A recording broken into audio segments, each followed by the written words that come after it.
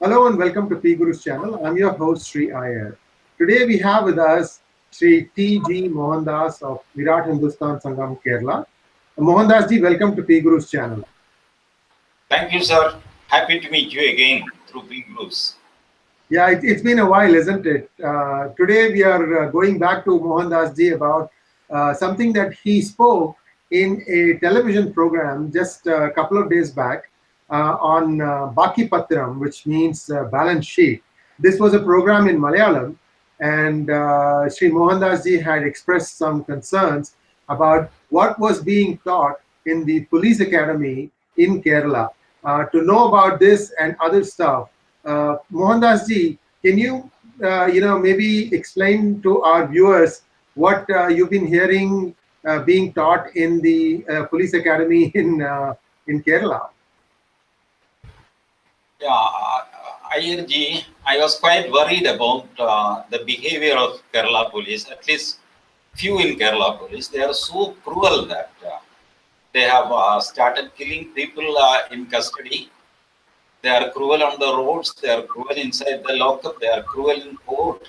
Everywhere, the cruelty is so blatant and open to be seen. And everybody is worried. So I also started researching what is happening to Kerala police. After all, why people are behaving like this? There should be some reasons behind that. Police suddenly cannot go inhuman like this. And they are doing all sorts of unjustifiable acts. First I thought that, okay, the ruling party may be controlling them. They are asking them to do all nasty things. That happens. Every ruling party makes some misuse and abuse of police. But this has crossed all limits, so I started researching what is happening. Then I found that there is a police training college in which all police officers are being given training, physical as well as mental. And when I saw the video, there was one CPI-M man. He is a professor in Shankara University, and he normally gives anti-Hindutva speeches here and there. Not a big shot, but for them, he is there. A is intellectual, whatever that may mean. Because since Marxism has vanished worldwide, in Kerala they cannot hold to Marxism. So highly dogmatic people only can speak about Das Kapital and all sorts of nonsenses now. And this man has got a thick skin to speak about Das Kapital, Marx, Lenin, Engels, Dimitrov, etc. So that drama was going on, nobody was caring it. But then this man was invited in police training college to take a class to the police. I was aghast when he started discrediting Shabrimala Ayyappan first. He was speaking with great respect, but he said, see, Shabrimala has some Buddhist connection. Okay, nothing wrong with that. After all, Buddhism is an offshoot of Hinduism. Hindus have accepted Buddha as one of the 10 incarnations, avatara. There is nothing wrong.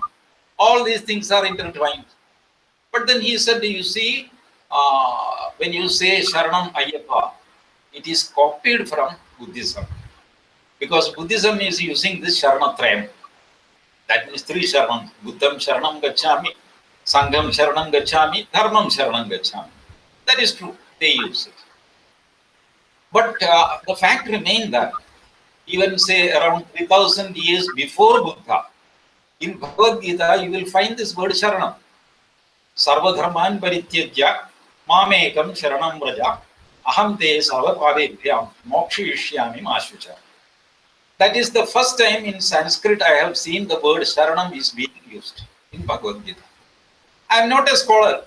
There may be some even more ancient scripture in which this word Sharanam, it is basically a Sanskrit word. Sharanam means you just submission. You submit everything to God. That is called Sharanam. Even asylum, seeking an asylum is also called Sharanam.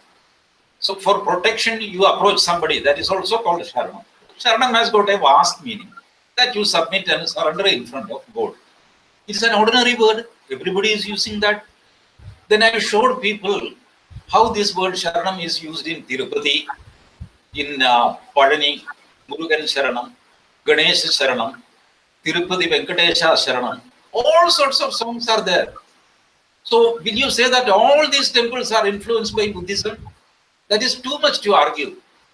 So taking a word which people use and then connecting it to, well, if everybody uses Sanskrit words, that doesn't mean that I am copying you. Nobody has a copyright on the words Sharanam. Buddha cannot have a copyright on the word Sharanam because Sharanam is a common Sanskrit word which you, me, and everybody can use. We cannot be accused of violating somebody's copyright. So these sorts of nonsensical arguments.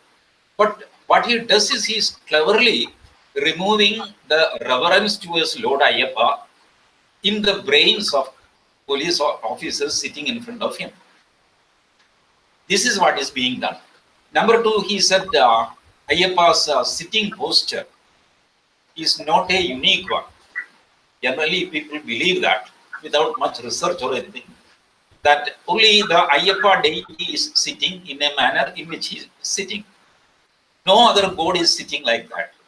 Every other god sits, either sits or stands, or just like Vishnu, lies down. These are the three postures of Hindu gods. Ayyappa is the only Hindu god who is sitting in that with a chin mudra, particular type of posture. Now he said that is also copied from Buddha. So fact is that nowhere in the world you can see Buddha in Ayyappa's posture. Nowhere. I showed the people the biggest 10 Buddha statues throughout the world except in India. Purposely, I didn't show any statue in India because he says that outside India, this posture is attributed to Buddha. So I went outside India, Malaysia, Thailand, China, Burma, Sri Lanka, everywhere, including Afghanistan's Bamiyan Buddha. Everywhere, either Buddha is standing or sitting in a cool, composed manner, unlike Ayyappa, or lying like what we call Nirvana Buddha. While he was leaving this earth, he was lying like Vishnu. That is what Buddhists believe. Nothing wrong in that. So the Buddha statues which are being sold worldwide, there are 5 types. And the 6th one is Nirvana Buddha. So all these 5 plus 1, 5 are sitting posture, 1 is lying posture, none is like Ayyappa. And this man coolly says that it is copied from Ayyappa's Buddha's posture. Is it not a lie being perpetrated in this state?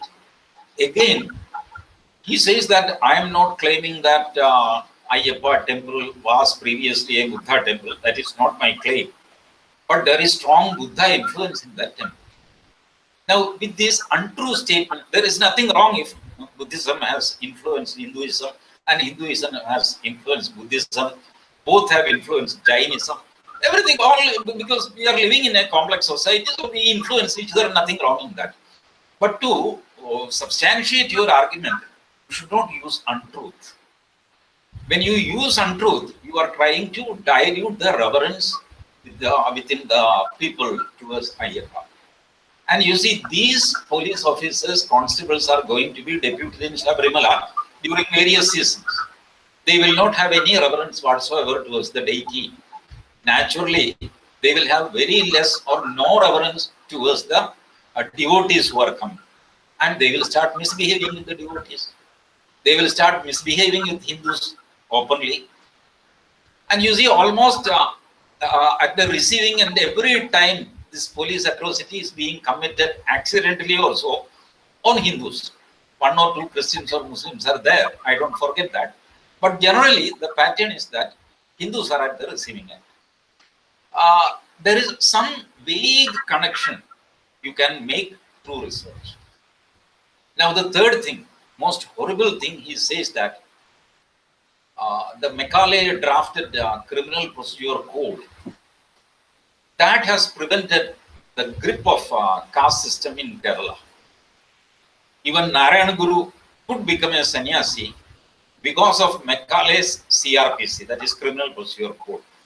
What he says is, Criminal Procedure Code is stipulating that a crime is to be punished across the board, whether it is Brahman or Vaishya or anybody. Now, this fool doesn't know that CRPC is a procedural code. It is not about punishment.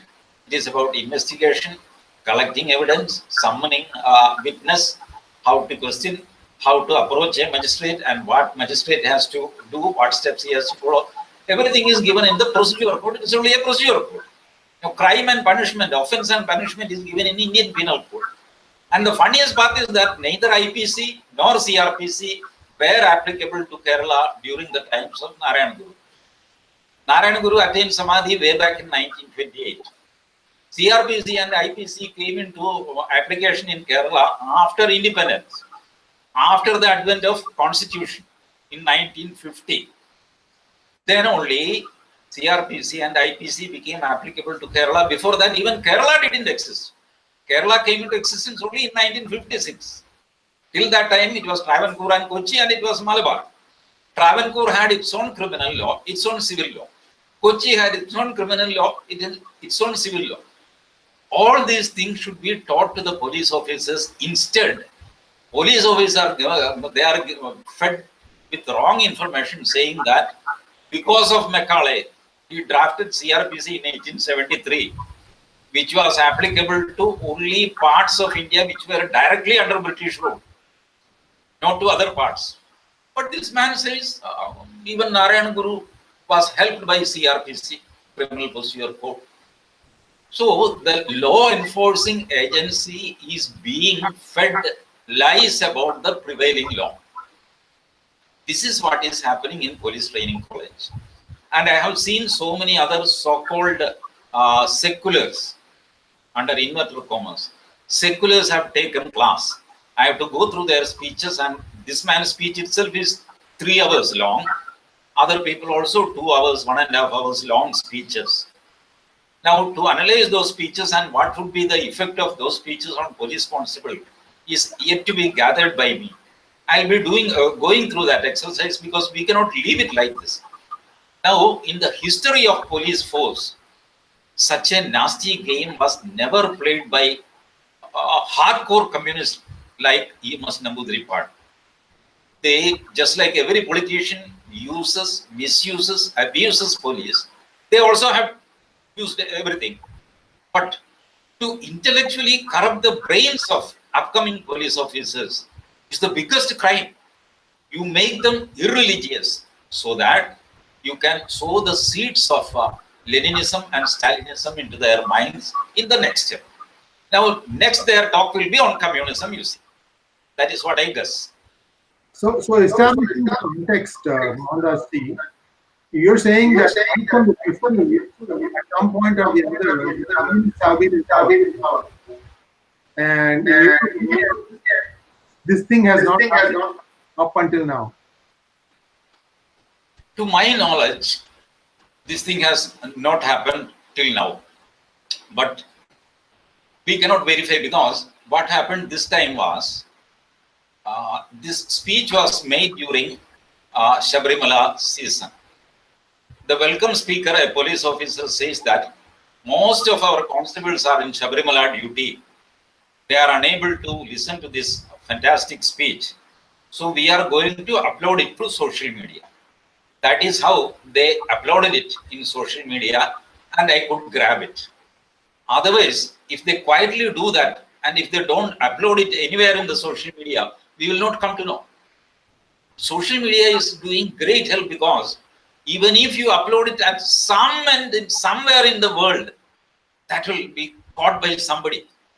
That is the beauty of social media. So you cannot keep a secret once you enter into social media. This time, they were so confident that the hubris of communists is to be seen in Kerala. I would particularly use the word hubris. They don't care for anything. Okay, do whatever you want. This is how we are going to train the police. Lo dekh lo, kar lo jo karna hai. This is the way they do. And that is why they have uploaded it, and I could get a copy, I could see it, I could listen to it, I could watch it. All this because of the hubris of these people. Before the advent of social media, if at all they have done, I don't know, we don't have any record with us. Now, many police officers, serving police officers as well as retired police officers call me and they told me there is a larger dimension to what is happening.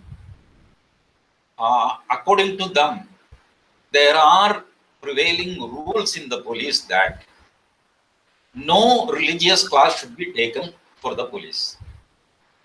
Ayyappa might have copied the posture of Buddha. Sharanam might have been copied from Buddha.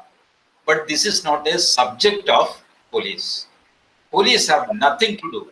Whether somebody has copied somebody, this is all none of the job of police. You should not make any comment on any religion's custom, practice. You may feel that the practice is obnoxious, but it is continuing. Police has nothing to do with that. Police should not make any comment on that. So religion is a taboo inside police. It should not be discussed at all.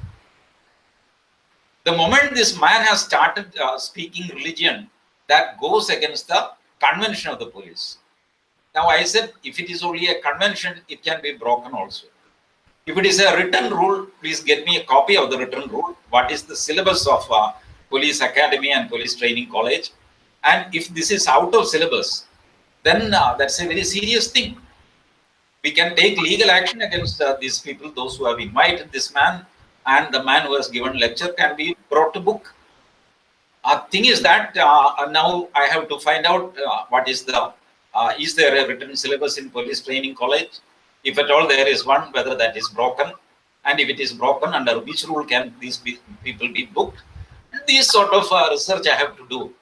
Now they will also be very careful now.